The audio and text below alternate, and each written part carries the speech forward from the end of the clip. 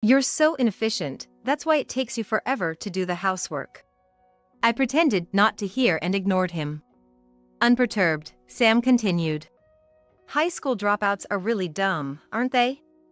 You're an eyesore, so please just go away. I was irked, but chose to continue ignoring him. Seemingly bored by my lack of reaction, Sam deliberately came over to me and kept up his verbal abuse.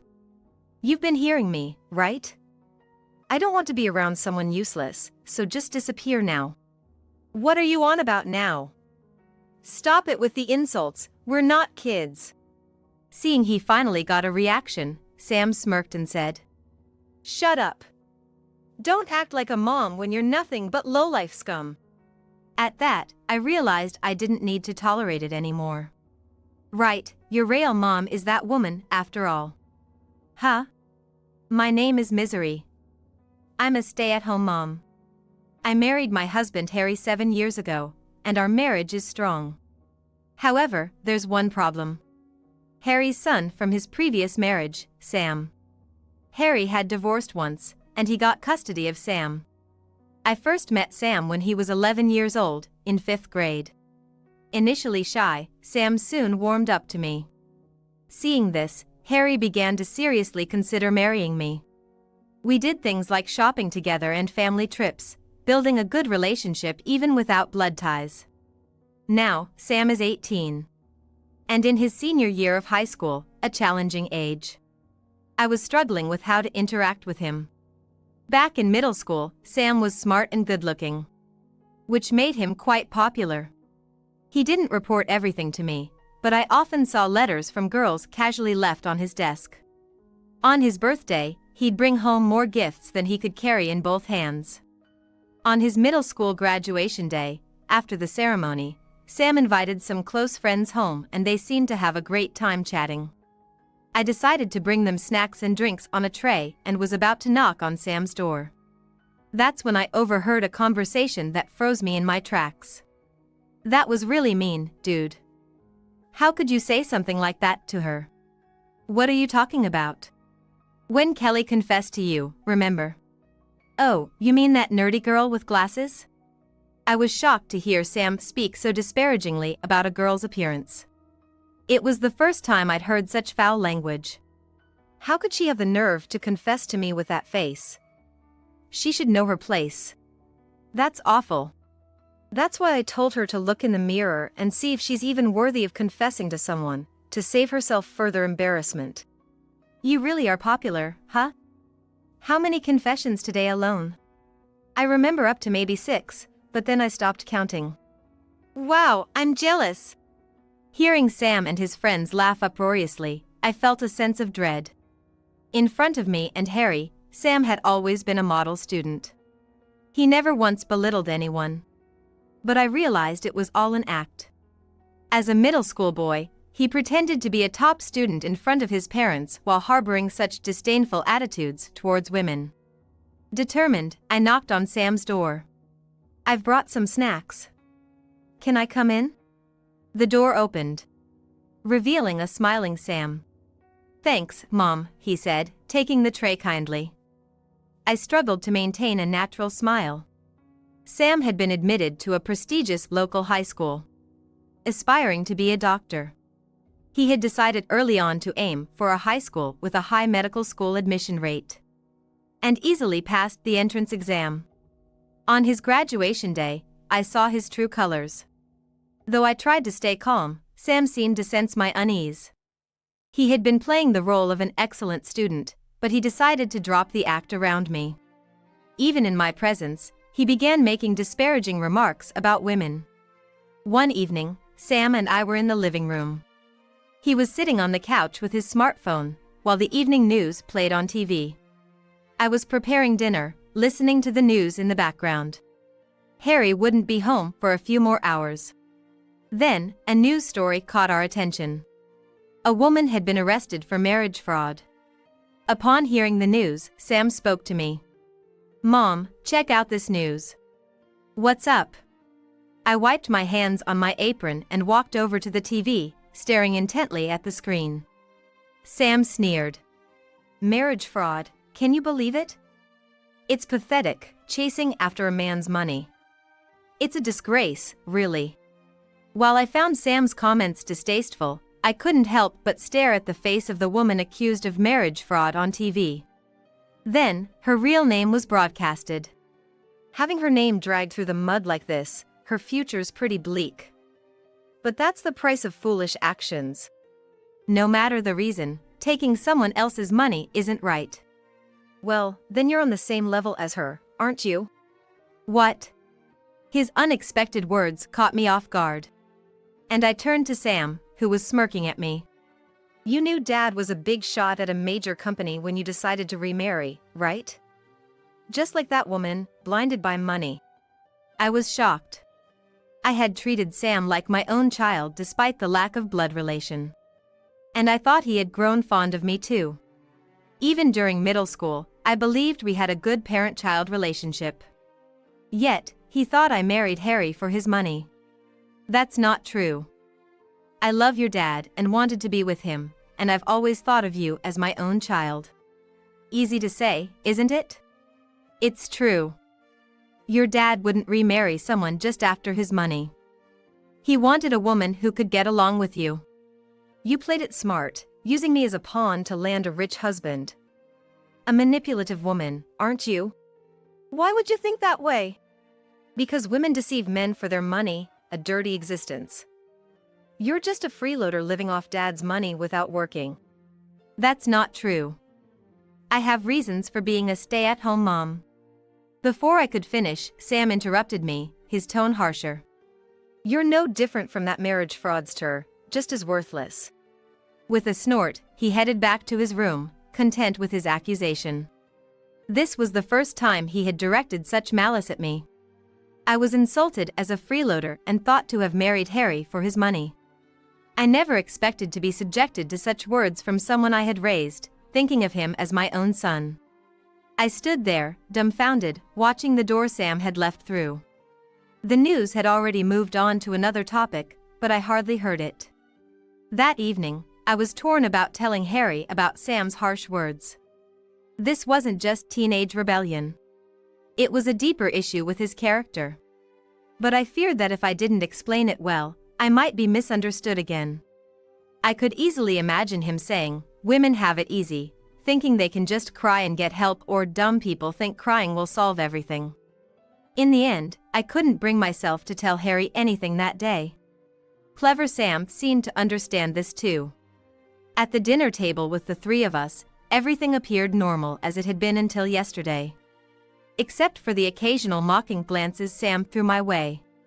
Tonight's meal was tasteless to me. Since then, Sam started to make derogatory comments whenever it was just the two of us. However, he never showed this behavior in front of Harry. It was clear he was targeting only me. He knew I wouldn't talk back or tell Harry. Sam seemed to hold a typical male chauvinistic attitude. Someone with such views could be influential if close enough. But Harry never looked down on me for being a homemaker. On the contrary, he always said, "There's no break in housework. Thanks for keeping our home every day." He is far from being a male chauvinist. I couldn't fathom why Sam would hold such outdated views. On a certain holiday, it was just Sam and me at home, as Harry was out. Ever since the day Sam hurled insults at me, I had been avoiding being alone with him. I planned to finish my chores quickly and go to our bedroom. As I was thinking this, Sam, lounging on the sofa, started speaking loudly on purpose. "You're so inefficient, that's why it takes you forever to do the housework." I pretended not to hear and ignored him. Unperturbed, Sam continued. "High school dropouts are really dumb, aren't they? You're an eyesore, so please just go away." I was irked, but chose to continue ignoring him. Seemingly bored by my lack of reaction, Sam deliberately came over to me and kept up his verbal abuse. "You've been hearing me, right? I don't want to be around someone useless, so just disappear already." Sighing, I looked at Sam. "What are you on about now? Stop it with the insults, we're not kids." Seeing he finally got a reaction, Sam smirked and said, "Shut up. Don't act like a mom when you're nothing but lowlife scum." At that, I realized I didn't need to tolerate it anymore. Right, your real mom is that woman, after all. Huh? No, never mind. Confused by my words, Sam looked bewildered. He might have wanted to ask why, but I simply said, "You don't want to see my face anymore, right?" and decided to leave the living room. Sam's verbal abuse continued as usual. Perhaps he was irritated by my defiance that day. His words became increasingly harsh. However, I kept ignoring him with a nonchalant face. I thought there was no need to pay more attention to someone who could speak so terribly to their stepmother. And then there was that phrase. "Don't act like a mom when you're nothing but lowlife scum." It hurt me deeply. After being spoken to like that, I lost any desire to act motherly towards him. He's already 18, an adult. If he feels that way, I need not bother anymore. I decided to only provide the bare minimum of care. I never intended to be overprotective, and I'll continue playing the part of a happy family in front of Harry. This incident made me realize I can hold a grudge. Sam seemed displeased with my attitude when we were alone. Maybe he thought my earlier silence was due to weakness. Or that I was trying to appease him, fearing Harry would leave me if I treated his son poorly. But my slightly assertive attitude might have made him feel looked down upon. Of course, I wasn't doing that. But I doubted he understood. In fact, I neither pushed him away nor did I make any effort to make amends. My attitude might have irritated him even more. "Hey," Sam started talking to me. I glanced at him sideways, wondering if I should ignore him. His usual mocking demeanor or the model student act he put on for Harry was absent. He looked serious. "What did you mean the other day?" "About what?" I genuinely didn't understand and asked him back. Perhaps thinking I was evading the question, Sam looked a bit annoyed and asked again. "You said, your real mom is that woman, after all. What did you mean by that?" Then I realized what he was referring to. I was surprised he remembered something I muttered in passing. I hesitated for a moment, wondering if I should tell him the truth. The story about Sam's biological mother wasn't exactly pleasant. Looking at Sam, I saw he was waiting earnestly for my response. Sam is already an adult. I thought it might be okay to tell him the truth. So, I decided to share the facts. "Do you remember the news we watched together the other day? About the woman arrested for marriage fraud?" "Yeah. I remember. Her real name was broadcasted, and they even showed her face when she was arrested. What does that have to do with my mom?" "That woman is your biological mother." "What?" Sam's eyes widened as he stared at me in disbelief. His expression shifted from shock to confusion and suspicion. It was clearly reflecting his reluctance to believe, his denial. "What are you saying? Are you taking revenge because I've been awful to you? You really are a wicked woman." There was a sense of panic in Sam's words. "I wish it were a lie, but it's the truth." His expression turned to utter despair. He looked so weak, as if he might collapse with a mere breath. When I saw that news, I recognized the woman's face. I was wondering who she was when her name was reported, and I thought she might be your real mom. Harry also saw the news online and confirmed it, so there's no mistake. "No. But how do you know what my real mom looks like? Have you ever met her?" I had decided to answer all his questions honestly from the moment I started this topic. Lying wouldn't work. Sam is too smart not to notice. "I haven't met her directly, but Harry showed me a photo of her. He told me to remember her face and to run away immediately if she ever appeared before us." "Run away? What does that mean?" I conveyed to Sam the story I had heard from Harry. No matter how painful it might be for him. The reason for their divorce was your biological mom's bad behavior with men. She used to splurge on luxury with money from various men, even when she was living with Harry. Harry tried to stop her, but she wouldn't change. He chose to divorce her for your sake, thinking it wasn't good for your upbringing. Sam was so shocked he couldn't speak. He eventually knelt down, utterly dejected. She seemed like the type to do unthinkable things for money, so there was a fear she might kidnap you for ransom. That's why I was told to remember her face and run away with you if anything happened. That's my brilliant self, born from such a low life. Sam muttered to himself in disbelief. Watching him, the seeds of revenge in my heart flared into flames. The woman you've been belittling is your biological mother. How does it feel to know you were born from someone like that? Sam looked up at me sharply. His face a mix of surprise, sadness, and various negative emotions. I was surprised by the harshness of my own words. But my expression remained unchanged, my eyes cold as I looked down at the kneeling Sam. That day, Sam locked himself in his room and didn't come out. Harry was worried and spoke to him from outside the door, but there was no response. I was asked about the situation and simply said that Sam was shocked after learning about his biological mother. Harry seemed to understand and just said, "I see." I might not have given many details, but I wasn't lying.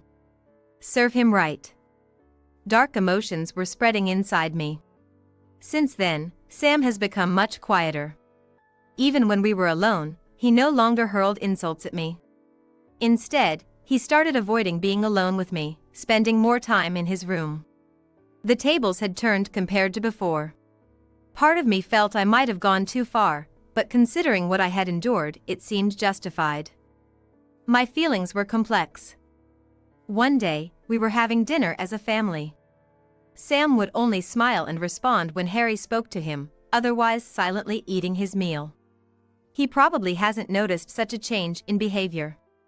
Harry started talking to me. "By the way, I met the manager of the company where you used to work today. Wow, it's been a long time. Was he doing well?" "Yes, he looked well." I told him you're doing fine.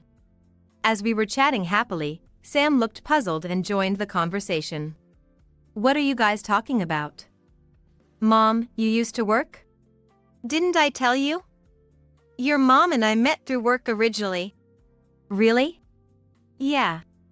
She used to work at a company that did business with mine. She made quite the impression on me." "Stop it, you're embarrassing me." I playfully scolded Harry as he started to recount our love story, and we laughed together. Sam seemed confused. And a bit flustered. Dad's business partners are all major companies, right? There's no way a high school dropout like Mom could have worked at such a company. Harry looked surprised. "What are you talking about? Your mom isn't a high school dropout." "What?" Sam's face showed shock as he looked back and forth between Harry and me. "Your mom graduated from college." "Sure, she attended high school and college abroad, but still." "Abroad." Due to my parents' work, I decided to go to school abroad for high school and college. I could have stayed in the US given my age, but it was a valuable experience. I thought being fluent in Spanish would be advantageous for work. I still believe it was a good decision. When my parents' overseas transfer was decided, they debated whether to take me with them. The options were for my dad to go alone or for my mom and me to stay in the US. However, I expressed my desire to live abroad with the whole family. Living abroad for an extended period is an experience that requires a lot of initiative. It was daunting to leave the familiar surroundings, but looking back, it was a rare and valuable experience. It must have been good being together as a family, different from studying abroad alone, right? Yes, exactly. It was reassuring not to feel lonely, and I'm glad we were together. If I had studied abroad alone, I probably would have been homesick. Maybe it was because we went as a family that I managed to stay without running away. Wait, so Mom, you can speak Spanish? Well, I haven't used it for a while, so I might struggle with specialized topics, but I think I can handle everyday conversations. By the time I was in university, the courses become more specialized and, naturally, the terminology is mostly in Spanish. I doubt I remember all of it, but I retained enough language skills to watch movies without subtitles. Actually, she also acted as an interpreter at work. I can speak a little too, but never as fluently as Misery, which I always envied. How about we make a rule to only speak Spanish at home? That might end up cutting our conversations short. Contrasting our lively discussion, Sam was muttering something to himself. I always thought Mom was a high school dropout. Why would you think that? Anyway, being a dropout isn't necessarily bad. It's not just about education when it comes to contributing to society. Harry seemed a bit exasperated as he admonished Sam. But, if you had such an impressive background, why didn't you continue working? That's because... As I was pondering how to explain, Harry started speaking, cutting me off. Let me explain, Sam. You know about your real mom, right? Yeah, Sam nodded, his gaze dropping to the table. To be honest, what she did was quite a shock. There was a time when I couldn't trust women anymore. Harry spoke slowly, choosing his words carefully. Back when we first met, he had just divorced and looked physically and emotionally exhausted. He even mentioned struggling to soothe his son, who would cry at night without his mother. But, meeting Misery. She tried to understand my pain and helped me through it. Seeing how happy Sam was playing with her, I realized he needed a mother. That's why I decided to remarry. Sam remained silent, looking down. Harry continued. And it was me who asked her to become a full-time homemaker. What? Sam looked up at Harry in surprise. Harry's expression was slightly somber but still kind. I was hesitant to take away the career Misery had built due to my selfish reasons. But I was anxious, fearing she might leave like my ex-wife, who often went out and had a bad track record with men. I wanted a home where Misery and Sam would greet me with welcome back. Misery agreed to my selfish request. So... I see. Sam seemed confused either by learning Harry's true feelings, or by the shock that I, whom he thought was just a high school dropout, actually graduated from college and had worked for a major corporation. I couldn't tell what he was thinking from his expression. Honestly, marrying me, a man with a young child, must have been a big decision for Misery. Harry continued. I wasn't sure if his words were reaching Sam.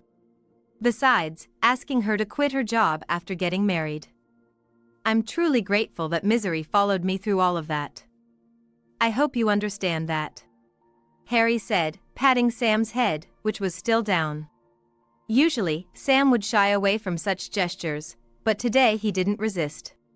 He remained with his head down, and his face wasn't visible to us. A few weeks after talking about my past, Harry came home with a stern look. Sam was in his room, and I was the only one in the living room. Welcome back. What's wrong? Did something happen? Why do you ask? Your forehead's all wrinkled. I pointed at my own forehead and exaggeratedly furrowed my brows to mimic him. Harry managed a slight smile at this, but his eyebrows remained knit together. If there's something you can talk about, tell me. I'm here to listen. Thank you. He said, then fell silent for a while. I decided not to pry and started reheating dinner. When I served the warm meal, Harry gestured for me to sit down. I obediently followed his suggestion. Can I talk to you? He then started speaking hesitantly. The next day, after dinner with the three of us, Sam was about to return to his room. Sam, sit down. I have something to talk to you about. Harry said in a weighty tone. The atmosphere tensed up with Harry's unusual demeanor. Sam, sensing something was off, silently took his seat. Do you know a woman named Kelly? Sam seemed taken aback by the sudden question, but after thinking for a while, he answered, No, I don't. Harry sighed. I see, you don't remember her. Don't remember? Have I met this Kelly person? It seems the one who hurts others easily forgets their victim. Harry's voice began to shake. Sam tried to make eye contact with Harry, but Harry covered his face with one hand, avoiding Sam's gaze. I've been thinking, but I really don't remember. Who is this Kelly person? Hearing Sam's words, Harry lifted his face. His eyes were filled with sadness. Do you remember her now? the girl who confessed to you on the day of your middle school graduation? Sam's face turned pale. You seem surprised I know about it. Sam's gaze dropped to his clenched fists on the table. His hands looked shiver. My boss's daughter was Kelly. She confessed to you on graduation day but was hurt badly by your harsh words, so much so that she couldn't leave her room for a while. As I heard the story from my boss, I wondered if she might have been at the same school as you. When I finally heard the name of the person she confessed to, my heart nearly stopped when it turned out to be you. That's... No excuses. Harry sharply rebuked Sam, who was clearly trying to save himself. I was debating whether to tell you about this, but first, I talked to your mother. It turns out you invited friends over on graduation day and made fun of Kelly. Sam, who was sweating nervously, glared at me upon hearing this. You ratted me out to Dad. How dare you, you wicked woman? He yelled at me. The moment he said it, his face turned to fear, looking at Harry. Harry's face was expressionless. It's not like that, Dad. What's not like that?